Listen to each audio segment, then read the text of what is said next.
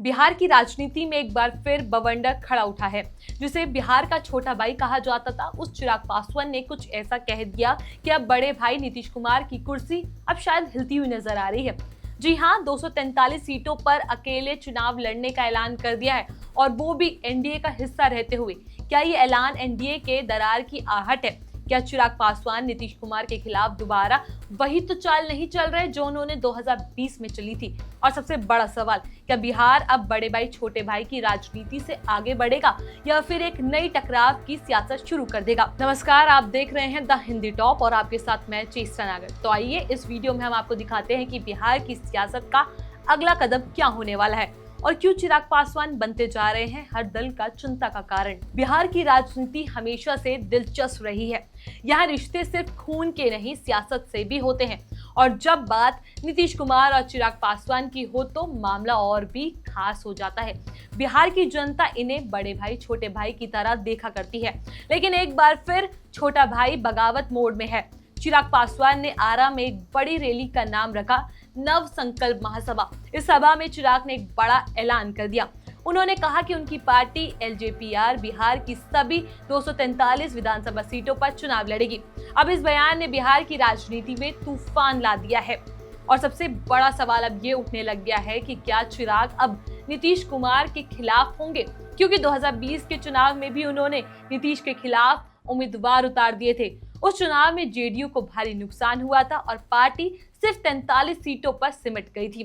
इस बार चिराग कह रहे हैं कि वो एनडीए में है, नीतीश कुमार को मुख्यमंत्री का चेहरा मानते हैं, लेकिन साथ ही सभी सीटों पर लड़ने की बात भी कह रहे हैं। ये बात बीजेपी और जेडीयू दोनों के लिए चिंता का कारण बन गई है। चिराग का ये बयान सिर्फ दिखावा नहीं है, बल्कि एक रणनीति भी है। सीट बंटवारे में ज्यादा हिस्सेदारी के लिए दावा बनाने का तरीका है। सूत्रों की माने तो जेडीयू और बीजेपी दोनों 100 सीटों पर दावा कर रही है। बाकी सीटें एलजेपीआर, जीताराम मांझी और उपेंद्र कुशवाहा की पार्टी में बंटनी है। लेकिन चिराग का 243 सीटों पर लड़ने का दावा सीधे तौर पर बीजेपी और जेडीयू पर दबाव डालने जैसा है। वो चाहते हैं कि उनकी पार्टी को 30 से 40 सीटें मिले, लेकिन शुरुआती 243 से कर रहे हैं ताकि मोल भाव में वजन बना रहे। इस रैली में चिराग ने बिहार फर्स्ट का नारा दोहराया। ये वही नारा है जो 2020 में भी लेकर आए थे। उनका फोकस दलित, महादलित, गैर यादव, पिछड़े वर्गों पर है। यही वर्ग बिहार में अहम भूमिका निभाते हैं। इसके अलावा चिराग ने नीतीश सरकार की खामियों पर भी हमला बोला। उन्होंने कानून व्यवस्था, स्वास्थ्य सेवाएं और हाल ही में हुई दलित बच्ची से दुष्कर्म जैसे मुद्दों पर नीतीश को घेरा है। उन्होंने नीतीश को पत्र लिखकर सिस्टम की विफलता पर सवाल उठाए। ये सब दिखाता है कि चिराग ऊपर से तो गठबंधन धर्म निभाने की बात कर रहे हैं, लेकिन अंदर ही अंदर खुद को बड़ा नेता साबित करने की पूरी कोशिश में लगे हुए हैं। बिहार में अब तस्वीर ये बन रही है कि एक और नीतीश कुमार है जो लंबे समय से सत्ता में बने हुए हैं, लेकिन अब उनकी लोकप्रियता गिर रही है। वहीं दूसरी ओर चिराग पासवान है, युवा, तेज तर्रार और नई राजनीति की बात करने वाले नेता। और तीसरी तरफ है तेजस्वी यादव और पप्पू यादव जैसे नेता जो विपक्ष की राजनीति को मजबूत करने की कोशिश में लगे हुए हैं।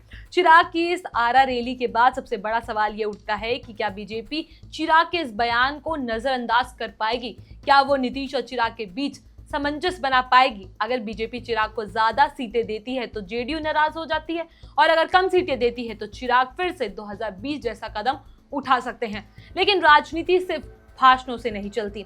इसके लिए जमीनी संगठन, मेहनती उम्मीदवार और मजबूत गठबंधन चाहिए। अब देखना यह है कि चिराग पासवान की ये रणनीति उनके बिहार का नया चेहरा उनको बना पाती है या एनडीए को फिर से मुश्किलों में डाल सकती है। बिहार की राजनीति में रिश्तों की बड़ी अहमियत होती है। यहाँ सियासत में भी भाईचारे की बात होती है, लेकिन जब छोटा भाई खुद को बड़ा दिखाने लगे तो बड़ा भाई अपने अनुभव पर भरोसा करके बैठा रहे तो टकराव तो तय है। चिराग पासवान का 243 सीटों पर चुनाव लड़ने का ऐलान सिर्फ एक बयान नहीं है, ये एक सियासी चाल है जो आने वाले महीनों में बिहार की पूरी राजनीति को बदल सकती है। अब गेंद बीजेपी और जेडीयू के पाले में है। क्या ये चिराग की इस चाल को समझ कर कोई नया संतुलन बना पाएंगे या फिर बिहार एक फिर बंटवारे और बगावत की राजनीति का शिकार बन जाएगा? जवाब आने वाले वक्त में मिलेगा, लेकिन इतना तो तय है कि बिहार का 2025 का चुनाव बहुत कुछ तय कर देगा। न सिर्फ नेताओं का भविष्य बल्कि जनता के विश्वास की दिशा भी। वैसे इस पूरी वीडियो पर आपकी क्या है राय, हमें कमेंट सेक्शन में जरूर बताइएगा। इस खबर में बस इतना ही। ऐसी ही वीडियो के लिए आप हमारे चैनल द हिंदी टॉप को सब्सक्राइब कर लीजिए, साथ ही बेल आइकन को दबाना ना भूलें। इसके अलावा आप हमें एक्स, फेसबुक और इंस्टाग्राम पर भी फॉलो कर सकते हैं।